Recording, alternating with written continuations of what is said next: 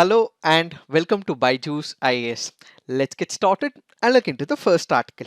The first article says Andhra Pradesh Capital Conundrum. Andhra Pradesh Chief Minister Jagan Mohan Reddy had come up with a proposal that the state of Andhra Pradesh will have three different capitals. In order to implement this particular plan, they came up with the Andhra Pradesh Decentralization and Inclusive Development of All Regions Bill of 2020. What is this three capitals in the state of Andhra Pradesh? Most of the states in India. Let us take the example of Kerala, Tamil Nadu, Karnataka, Telangana, or let's take the example of other states in India like Gujarat or Rajasthan. Most of these states have a single capital, which means this will be the head of the administration. This is where the executive sits, this is where the legislative functions, and this is where the judiciary functions when it comes to that particular state. But what is the new proposal given by Chief Minister of Andhra Pradesh? There will be three different capitals when it comes to the administrative operations. So what are these three different capitals? We will have Amaravati as one of the places where there will be legislative capital, then there will be executive capital in the place of Visakhapatnam, and finally in Kurnool we will have the judicial capital that will be coming up as per the plan introduced under the Andhra Pradesh Decentralization and Inclusive Development of All Regions Bill 2020.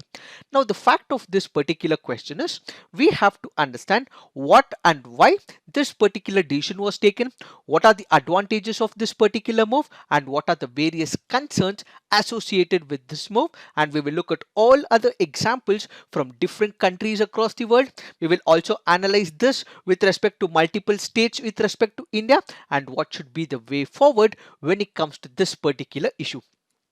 First up, let us try and understand what is the importance of this particular issue. When you look at this particular idea, when you have the state of Andhra Pradesh, which was actually bifurcated into the state of Telangana, and what gave birth was also Andhra Pradesh as a new state. So what exactly happens? You have the state of Andhra Pradesh, which was bifurcated. So Hyderabad, which was the capital of Andhra Pradesh, goes up to Telangana. So Andhra Pradesh does not have a capital right now. So what exactly happens? There was a development of a new capital called as Amaravati. This was what was initiated by the earlier government. But what exactly happens? There was a lot of issues when it comes to each of the political parties. There were disturbances as well. That is when the new government that was formed in the form of Jagan Mohan Reddy's government came up with a new proposal that they will not have a single capital in the state of Andhra Pradesh, but instead they will have three different capitals. So why was this decision taken? That was primarily because of investments. When you look at one mega capital, so what is one mega capital? Basically, you had Amaravati, where huge amount of money was being invested into this particular capital. So there was money of about 30,000 odd crores that was being invested, or there were plans of money being invested in this particular case. So what happens here? There was huge amount of money invested on a single region of Amaravati. But what is the major issue here? The major issue is all the money will be invested in one single place, but there are other regions in Andhra Pradesh which are not developed as well. Let's take the example of the northeastern part of Andhra Pradesh, or you can take the example of the southern part of Andhra Pradesh as well. These are the regions are comparatively backward as well. So in order to give boost to these sections, these regions which are not developed, that is why the government in the present scenario has taken up this particular issue. So all the finances will not be invested in a single mega capital, but instead there will be diversification of the money in Visakhapatnam and also in the Kurnool, so that there is development of Visakhapatnam and at the same time there is development of Kurnool as well. So it is not only Amaravati which is being developed as a capital, but regions around Kurnool will be developed, and regions along Visakhapatnam will also be developed. The second factor is about decongestion of the capital cities. Let's say for example, we have couple of cities in India. Let's take the example of Delhi, or let's take the example of Mumbai, or let's take the example of Bangalore, or the example of Hyderabad in itself. So what do we see in all these cities? There's a lot of congestion, there is a lot of pollution as well. Even for you to reach about 12 kilometers, you have to literally wait for about 1.5 2 hours within the city as well. So such is the case of pollution, such is the case of economic losses, such is the case of time spent when it comes to traffic within a particular city. Why does this happen? That is because a particular city has been exploding because of all the developmental activities within that particular city. So that is why there has to be redistribution, or there has to be concentration and development in couple of other cities as well. Let's take the example in the present scenario.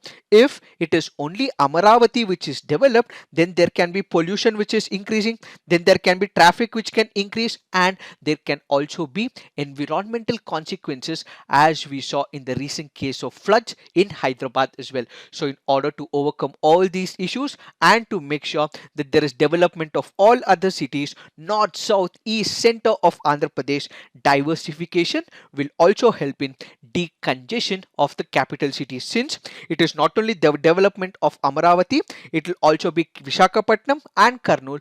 We will have decongestion of the cities and growth of other cities on the periphery of the city as well. Then we have couple of other committees which also looked into where the capital has to be established after the bifurcation of Andhra Pradesh into Telangana and Andhra Pradesh. One of the committees that was appointed back in the year 2014 was K. Shivaramakrishnan Committee. According to this particular committee, it wanted the state of Andhra Pradesh to be decentralized, so it wanted that one mega city should not be desirable when it comes to the state of Andhra Pradesh. Then we also have the GNR Rao Committee, which was also established by the YSRCP government under the former IAS officer GN Rao in the year 2019. According to this particular report, it also went about recommending three capitals. Why? Because it lead to balanced growth, and there will also be development of other regions as well. That is the primary reason why this government came up with the proposal that three different capitals in the state of Andhra Pradesh is necessary for decentralization and development of north, center, as well as the southern part of Andhra Pradesh. Now that we have looked into all these advantages, we have looked into why this implementation will be an advantage, we also have to look at various challenges and concerns with respect to its implementation. So what are the concerns surrounding this issue? This imposes heavy financial burden. Let me give you an example. Let's say if there is a single capital that has to be formed, or it has to be created, in that case money will have to be infused for the development of infrastructure, both in terms of roads, in building construction as well, and all this means it requires huge amount of money, literally more than 10,000 crores. But if there are three different capitals, again what we have to develop is the infrastructure, again what we have to lay is the buildings. In all these cases, the money that is required will be too huge as well. Even if we are thinking of division of money or distribution from a single capital to multiple capitals, even then the amount can go beyond the scope, and that means it is the state government which has to suffer going forward. In fact, Andhra Pradesh as a state already suffered because the capital of Hyderabad went to Telangana. Now, the state of Andhra Pradesh does not have enough money, so where will it get the money is the first major question. The second important question is about the distance. What do we mean by distance? Let's take the example of Visakhapatnam and the distance between Kurnool. The distance between the executive capital Visakhapatnam is about 700 km from Kurnool. And when you look at Amaravati and Visakhapatnam distance, it is about 400 km.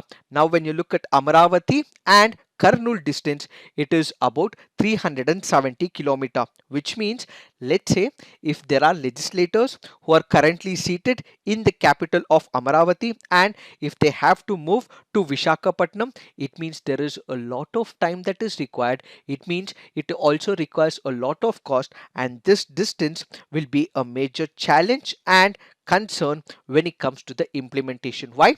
Because most of these legislators might be part of the executive as well, and they have to keep moving from Amaravati to Vishakhapatnam, and that means they are wasting a lot of time in the travel and the cost that is required for the travel as well. That is the major issue. And apart from that, there are also officers who would be also be representing the executive, and these executive will be present in the executive capital of Vishakhapatnam, and whenever there are sessions, these people will also have to go to Amaravati. In that particular case, there is time and cost again that is involved. So looking at all these aspects, we would be able to come to a conclusion that coordination between the legislative and the executive bodies will become a major impediment, is what we have to understand with respect to challenges as well as concerns. Now what we have to focus is whether this particular concept of three capitals, is it something unique as envisaged by the Andhra Pradesh Chief Minister. The answer to this is a clear no. Why? Because there have been examples from couple of other countries as well. Let's take the example of capitals when it comes to South Africa. We have Pretoria, which happens to be the executive capital, Cape Town, which happens to be the legislative capital, and Bloemfontein, which happens to be the judicial capital. A similar model is also being replicated in the state of Andhra Pradesh. When we consider Sri Lanka, we have Sri Jayawardene Koti, which happens to be the official capital and seat of the national legislature, while Colombo is the de facto seat for the national executive and the judicial bodies. When we speak about Malaysia, Malaysia has its official and royal capital and seat of national legislature at Kuala Lumpur, and Putrajaya is the administrative center and the seat of national judiciary as well. This is not something unique at the Indian standards as well. When we look at the Indian states, we have the state of Maharashtra, which has two capitals. One is Mumbai, the other is Nagpur, which holds the winter session of the state assembly. When we look at Himachal Pradesh, it has capitals at Shimla and Dharmshala, which happens to be the winter capital. The former state of Jammu and Kashmir also had Srinagar and Jammu as winter's capital as well. So when this idea of three capitals is implemented in Andhra Pradesh, it is not something unique, but it has already been there. The same will be implanted and the same idea will be implemented in the state of Andhra Pradesh. Now what we have to look at, if this particular idea does become a reality and if it is implemented in the near future, then this model will have certain challenges with respect to its implementation.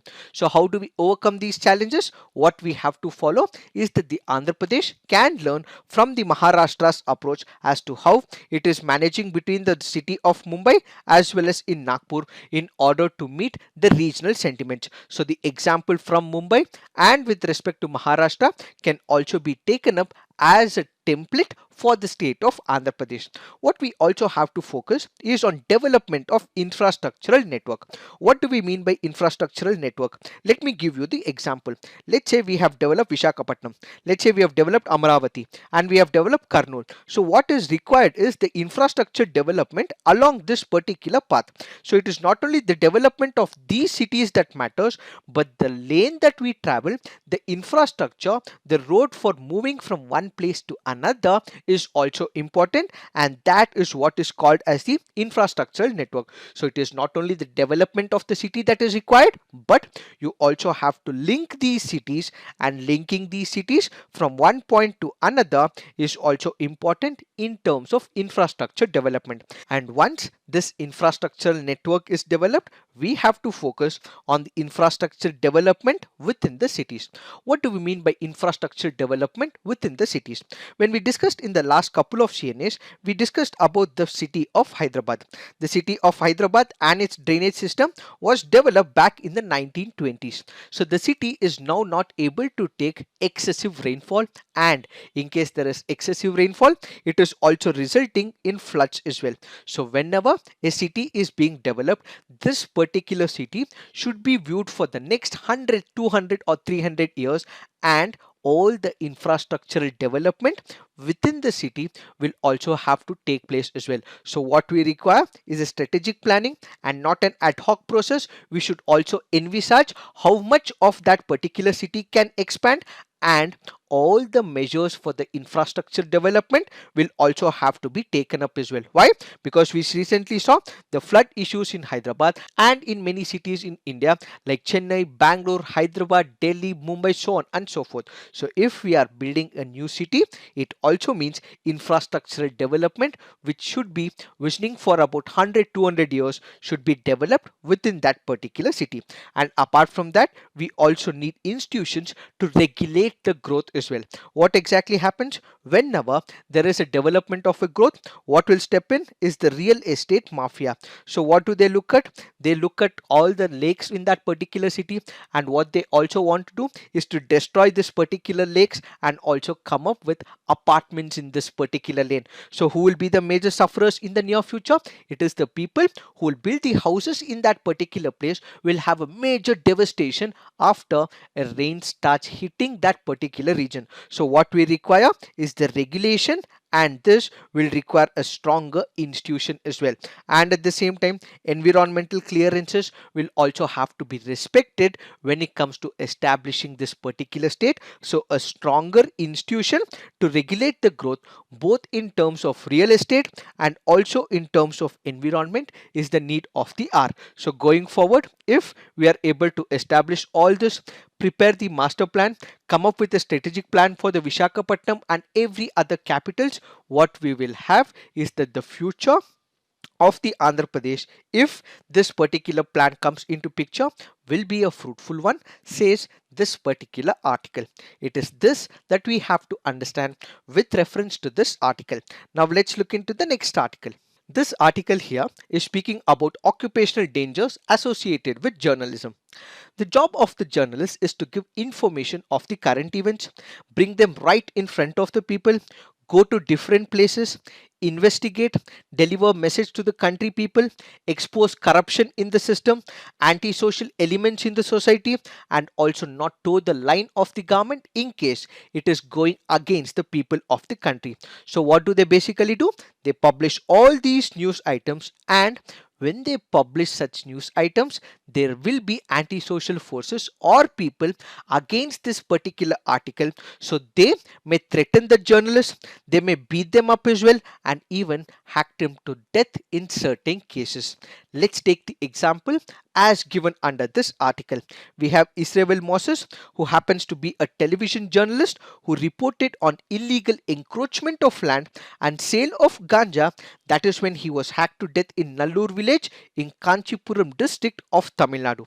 Let's take another example. Sudhit Bukhari, who happens to be a prominent journalist from Kashmir, who happens to be the chief editor of Kashmir Times, was shot dead by three militants in the heart of Srinagar when he was returning home from office.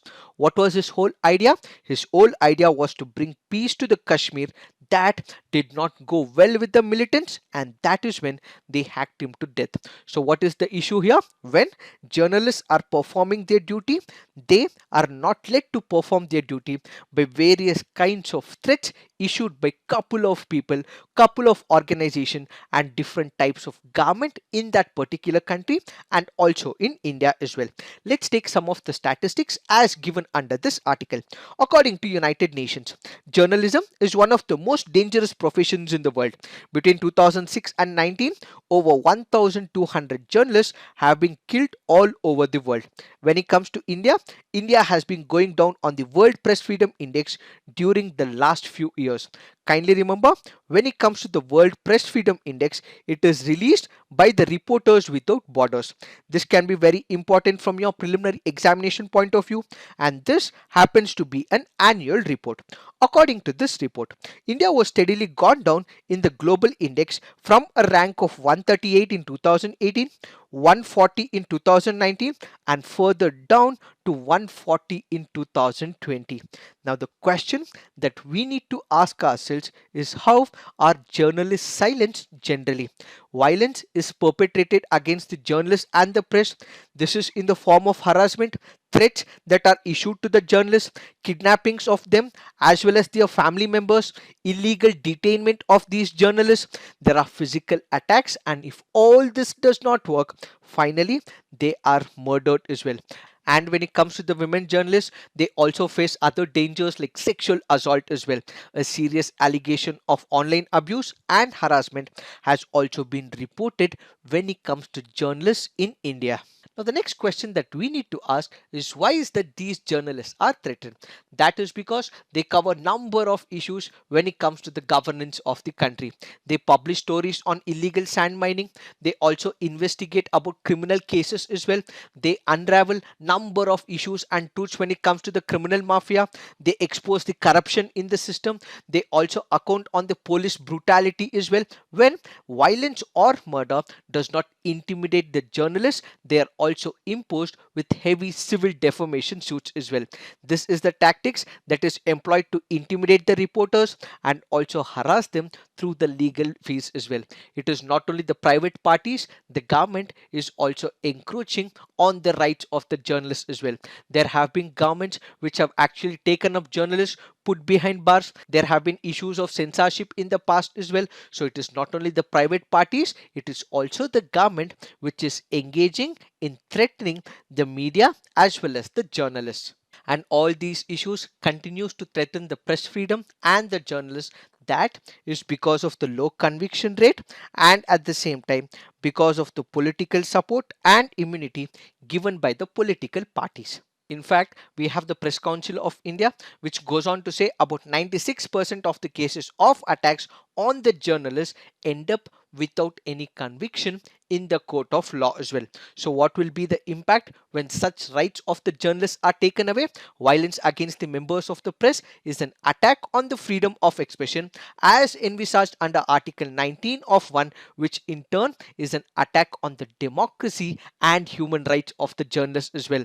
An attack on the press is also an attack on the fundamental principles of democracy. Namely, we have the principle of transparency and accountability, as well as we also have the rights to hold on to opinions, and we also have the right to participate in the public debates as well. When they are not able to give the information about a private party, something which is illegal that is happening in the society or with respect to the government as well, all these rights of democratic in nature will be ultimately diluted. Assaults against the media also suppresses our right to access and attain information as well as to express and share the ideas world over. To overcome such issues, Maharashtra has come up with a new legislation, and Maharashtra happens to be the first state in India to come up with such a legislation in order to prevent an attack on the journalists. So Maharashtra has come up with what is called as the Maharashtra Media Persons and Media Institutions Prevention of Violence and Damage or the Loss to Property Act of 2017. According to this particular legislation, any attack on the journalist would be a non-bailable offense and also cognizable as well. So what is cognizable here? The police can arrest this particular accused immediately and need not have to wait for the orders of the magistrate, and it will also be investigated by an officer not below the rank of the deputy superintendent of police. The conviction under this act would lead to imprisonment for up to 3 years, and there will also be a fine of 50,000 which will be imposed on the person who's committed this act. And at the same time, the attacker will also compensate for the medical treatment in case of injuries to the journalist and also pay damages for this particular equipment as well. And in line with this, we have the state of Chhattisgarh, which is also coming up with Chhattisgarh Protection of the Media Persons Act. According to this particular legislation, it will have a wider definition of journalists, covering even the drivers and relatives of the journalists as well. On conviction, the attacker would be liable to be punished under all the relevant sections of the Indian Penal Code, and they will be also punished with an imprisonment of up to 1 year with a fine of about 10,000 as well. Since we have these state governments coming up with it, we require many other state governments to also draft a similar legislation, and going forward, the central government, if it is possible, will also have to come up with a stringent law as well. Why? That is because the chairman of the Press Council of India has also requested suggested to draft a special law for the protection of journalists and also ensure that there is speedy trial of all the cases when it comes to the assault on the journalists. Why? That is because we have low conviction rate when it comes to the assault on the journalist, and that is the primary reason there has to be fast disposal of the case, and we require a special law when it comes to the entire India. And going forward, the state needs to ensure stringent punishment for the perpetrators if a journalist is assaulted or intimidated in connection with the performance of the duty. In case his life is threatened, security will have to be provided, and evacuation and reallocation of this journalist will also have to be taken up in extreme of the cases. And most of all, we also have to make sure that there are some law enforcement officials who are also sensitized to deal with the journalists as well.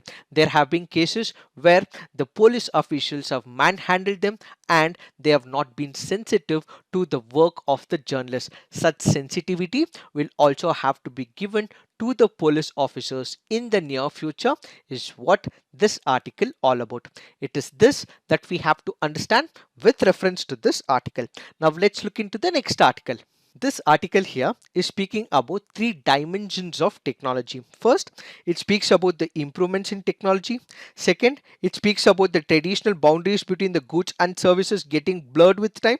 And third, it speaks about the role of the government as well. First, we have to understand what have been the improvements in technology. Basically, when we speak about technology, it is nothing but using of all the scientific information and knowledge that we have so that we can create applications so that this will simplify the process for the human beings. So the technology can be simple or it can be complex as well. Let's take some of the examples as given under this article.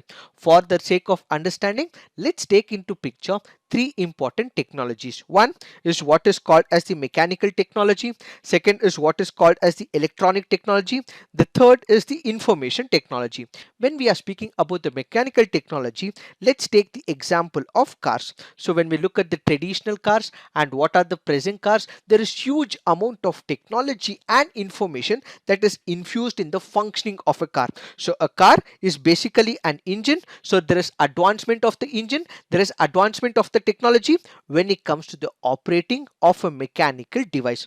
Then we also have to speak about electronic technology. This basically is about electronics, where the complex functionality of the electronic gadgets is included in the cars. Let's say, for example, if you had to take a reverse in the past with respect to a car, you had to literally look out, but now there is so much of technology that is embedded in a car. All that you have to look is at the camera, or there are other aspects that are infused as part of the electronic technology. So a mechanical technology in the form of car is advanced with the application of electronic technology, which is also included with respect to a car. So how are we infusing information technology? We also write codes for the application of this particular car as well. So let's say, for example, we have the driverless car that is coming up. We also have the artificial intelligence that is being included. In all these cases, we require codes that are also written within the fold of the electronic gadgets, and all this means that there is a thin boundary that which is reduced with respect to the goods as well as the services. When you look at the traditional setup, a car is just a good, it did not have much of the services, but now what we have is the services in the form of coding, in the form of electronic gadgets which are infused. So what happens is, with the improvement in technology, what we will have is the bridging the gap between the traditional models of goods and the service comparison. So what is the significance of advancement of the technology? We will have a greater control over the product. Let me give you a simple example. If there are people who have used the cassettes, ask them if they want to listen to their favorite song. Either they reverse the cassette or they take a pen, insert into that circle and start turning it so that they can actually listen to their favorite songs. Then we had the advancement of the technology. What comes in is what is called as the compact disc. So what we have is the compact disc, where again we would be able to listen to the songs, which is much better compared to the cassette. And now what we have is the smartphones and we also have Alexas and Google Chromes as well. So when you're speaking about the technology, the greater control over the product is happened with respect to advancement of the technology. All that we have to now do is speak to Alexa or speak to Google Chrome or even speak to Siri and ask them to play a particular song from YouTube or any other application. So we have greater control over the product. So a mechanical device with the infusion of electronics as well as information technology has given us more control over that particular product. Now what we have to focus is on the role of the government. When you look at the traditional setup, so what is the traditional setup? Let's say for example, we are speaking about the automobile industry. So if it is the automobile industry, the government will have a particular ministry and it will also have a department which will look into this automobile sector. Or let's say for example, we are speaking about the electronics, or let's say for example the phone as such. So what we will have is the electronics ministry and we will also have a department which will look into this particular ministry as well. So most of these cases is where this particular government functioning happen in silos. So they happen in compartments. So there is no coordination when it comes to the traditional setup of the government functionality. But what is happening of late is that this traditional idea of functioning of the government will have to be replaced with an integrated approach. Why? If we are speaking about automobiles, it also has the picture of electronics into it. It also has the picture of information technology into it. So whenever the government is operating in the present scenario and anywhere in the near future, what it will require is an interdepartmental cooperation. We cannot operate in silos or in compartments like the traditional setup, but instead what we require is that the automobile sector speaking to the electronic sector, they entering into a consensus and they have the interdepartmental cooperation for a fruitful exercise of the government regulation. When it comes to policy making also in the automobile sector, they also will have to speak to the environmental sector, they have to speak to the electronic sector. So when they are designing or coming up with a policy or a program or a scheme, a holistic view of the policies in terms of other departments and ministries will have to be taken into picture. They have to come up with the ecosystem for the industry. So what do we mean by this ecosystem? Let's say for example, when you look at the traditional setup, it was more about giving the infrastructure in the form of roads or in the form of subsidies or in the form of incentives.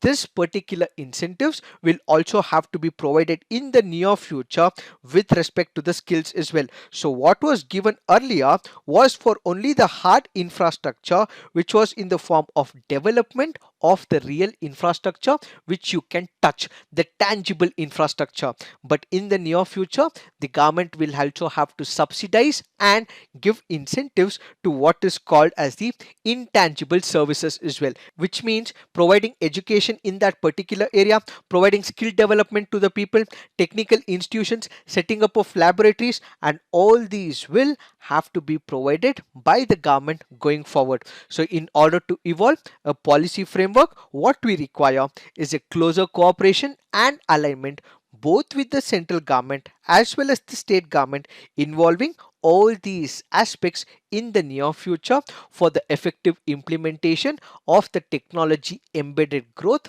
is what this article all about. It is this that we have to understand with reference to this article. Now let's look into the preliminary practice questions. The Global Gender Gap Report is published by, is it the International Monetary Fund, United Nations Developmental Program, the World Economic Forum, or the World Bank? The answer to this is the World Economic Forum. Now let's look into the next practice question. With reference to periodic labor force survey, which of the following statements is or correct? It was launched by the National Statistical Office.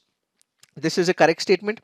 It estimates the key employment and unemployment indicators in the short time interval of 6 months for the urban areas only in the current weekly status. This is a wrong statement. It estimates the employment and unemployment indicators in both usual status and CWC in both rural and urban areas annually. Which of the statements are correct? The answer to this is 1 and 3 only. Why? Because it is not 6 months. Instead, it is 3 months, that it collects the statistics. Why have we taken both these practice questions? Because of the reference given under this article.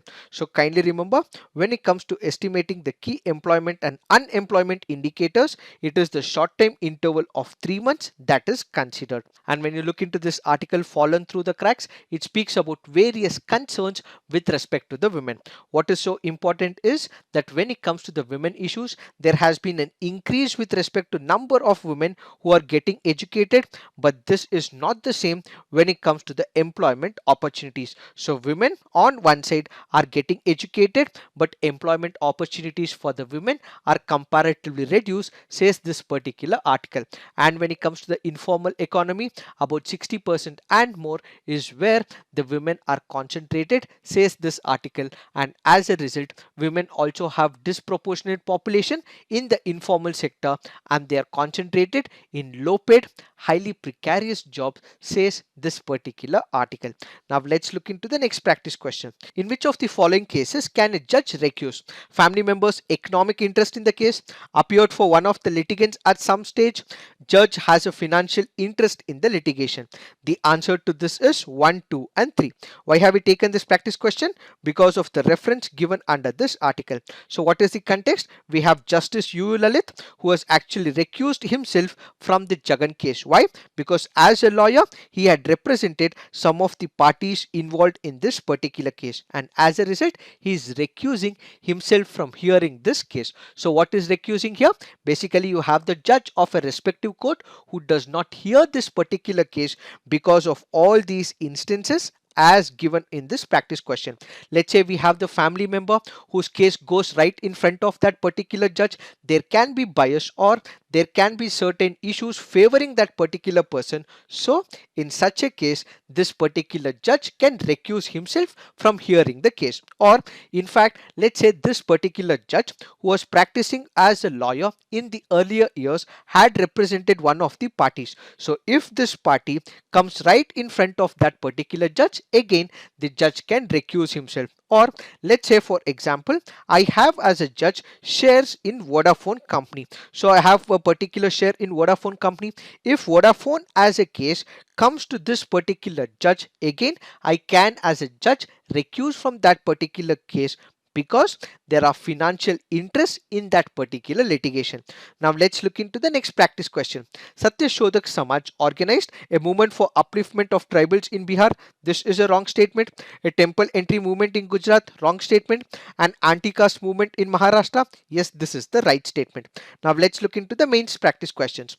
Andhra Pradesh 3 capitals plan could be a model for inclusive development, critically analyzed. With the increase of violence against journalists continuing unabated, discuss the key reforms that have to be initiated to protect their rights and press freedom. So please write all your answers on the comment section, peer review, and also come up with constructive criticism. So this is it for today. Thank you for watching. All the best.